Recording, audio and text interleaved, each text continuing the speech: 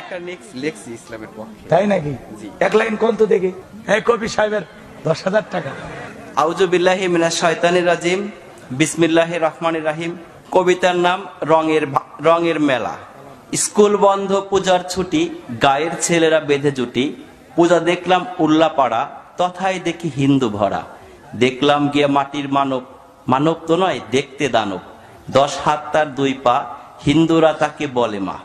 10 হাতে 10 অস্ত্র ধরে বসে আছে সিংহের পরে। সে বলিতে পারে না কথা, সবাই পায়ে নোয়ায় মাথা। গলায় দিয়া ফুলের মালা, খাওয়ায় তাকে দুধ কলা।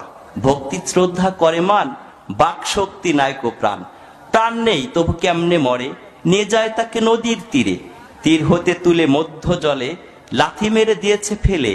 এখানেই মোর মনের কথা, মাকে কেন দিলে ব্যথা। করছো কেন রঙের মেলা, এগুলো তো ভাঙাচুরা খেলা। এই খেলাতে নেই কো লাভ, এই খেলাতে শুধুই পাপ। পাল্টিয়ে ফেলো মত, হও শেষ নবীর উম্মত।